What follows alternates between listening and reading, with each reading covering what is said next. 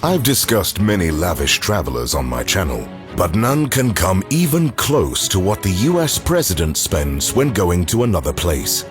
The president's planes, cars, and other modes of transportation are not made out of gold, at least until Trump is out of office, and the furnishing inside is by no means extravagant or outrageously luxurious. Yet despite that, US taxpayers spent one astoundingly high price for each flight that would make any Arabian prince or sheik look like a dirt poor beggar starving on the streets of Riyadh. The motorcade.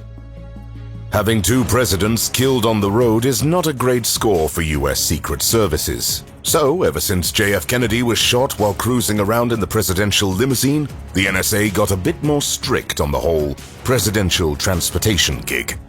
So today, the president going from one place to another is a logistical nightmare that, although precise like a well-oiled machine, cost a top dollar for the taxpayers. The motorcade is the single most impressive exhibition of this security masterpiece, and it's the only thing that's actually on display when the president is traveling. The rest of the operations are usually behind the scenes, and although crucial, they remain hidden from the public eye. The motorcade is truly a sight to be seen. With over 50 vehicles and 100 personnel, it's the world's second most tightly secured means of transportation. Well, Joe Biden can't actually build a street from his private property to the Oval Office, so Putin's route to work is a bit less dangerous. Yet the whole sophistication of this convoy that always follows the US president wherever he goes is unmatched. This convoy is so instrumental in keeping the man in charge alive that the whole thing follows everywhere the US president is going, be it Dallas, California, or even abroad. Naturally, there is a small obstacle between the USA and almost every other country in the world called the ocean, which is not particularly well known for being car-friendly. So the NSA does the next best thing. They fly the entire motorcade, all 50 vehicles, to wherever the president goes. So other nations can also witness this display of power. It's much like the circus is coming to town, but much more intimidating. And instead of clowns and acrobats, there are snipers and armed guards that could kill you instantly. Now that's a neat trick I'd rather not see in person. Naturally, this is not as easy as it sounds. The Secret Services use a Boeing C-17 Globemaster cargo plane. The flying behemoth costs around $340 million without the added defense systems. Since the president is flying on another aircraft, Air Force One, the Globemaster is actually nothing special when it comes to comfort. It's a strict cargo plane, carrying the most spectacular parade anyone can see.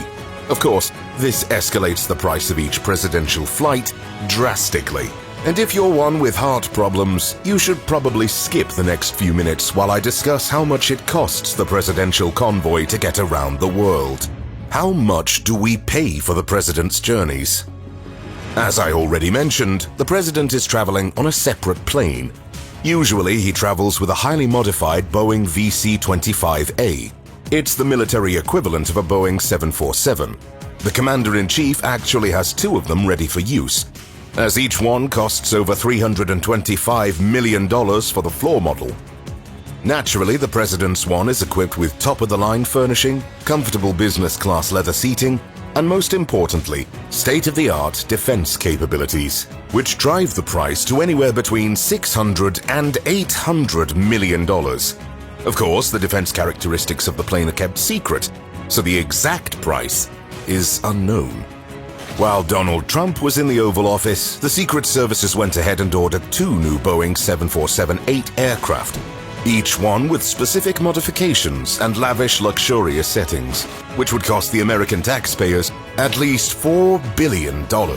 Along with all the planes, vehicles, and escort the president gets during his travels, one can easily conclude that this would hardly be a cheap trip.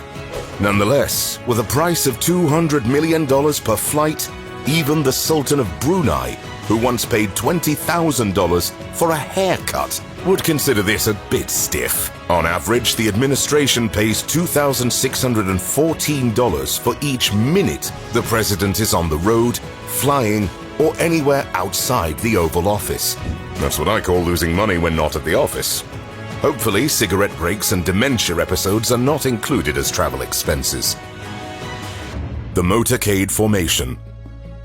The motorcade is actually a rigorous and well-planned defensive strategy where every single vehicle and personnel has an exact spot. Front and center is always a lead car, or in some cases a motorcycle. However, that's not the first car that secures the perimeter when the president moves. A patrol car, called the route car, goes about 5 minutes before the motorcade to ensure the route is safe from large-scale attacks. Any large-scale attack would need a far bigger window of opportunity to prepare for action. This way, any organized traps are prevented in advance. After the route car, about 20 to 30 motorcycles have the single task of clearing all other vehicles from the president's route. They block entry points to the road in use and push aside the traffic ahead so the president may continue unobstructed. This first wave of cops that would block an entire street for the president are not actually from the Secret Service, but from the local police departments. After the pilot car, there are 2 additional cars that can substitute the pilot if needed. Several other critical vehicles at the back ensure the president is as safe as a marshmallow-covered playground. The ID car is the playmaker in the motorcade, as it's the car that communicates with outside surveillance teams. A little behind is the hazardous materials mitigation unit, a truck full of equipment and people who can detect and respond to chemical, biological, or nuclear attacks on the motorcade.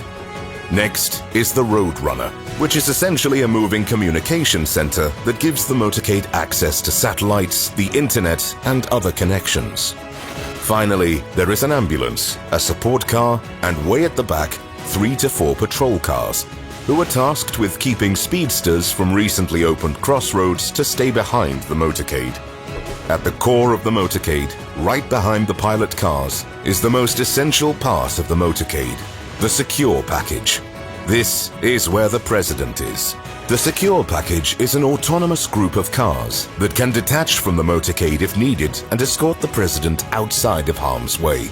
It's led by the US Secret Service Electronic Countermeasure Suburban.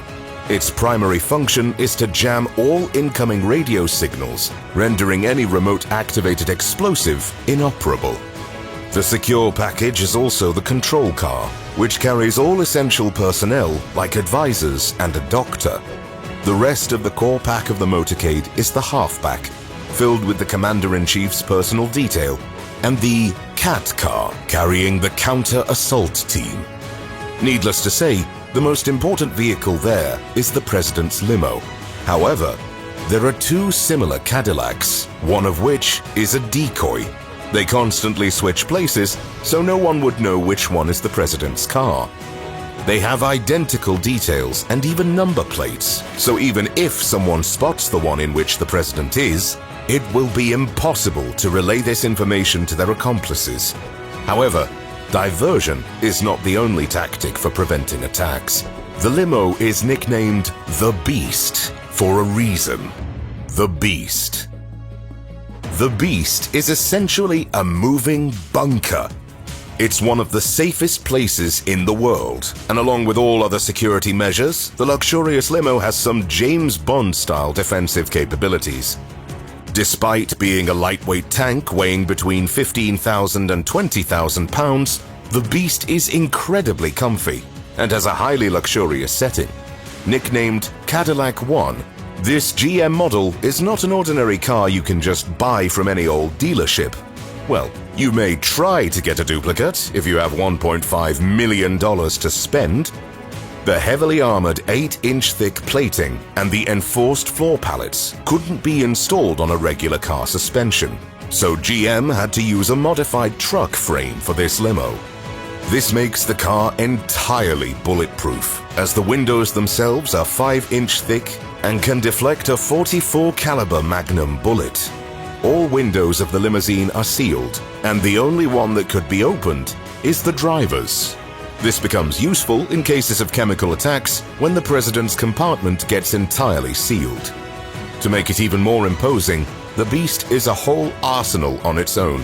It has a rocket launcher, night vision goggles, a tear gas cannon, shotguns, bottled oxygen, and blood. Not because the president is a vampire, although right now he generally looks like one, but because in case of a severe wound, the onboard staff needs to have at least 2 banks of the president's blood type.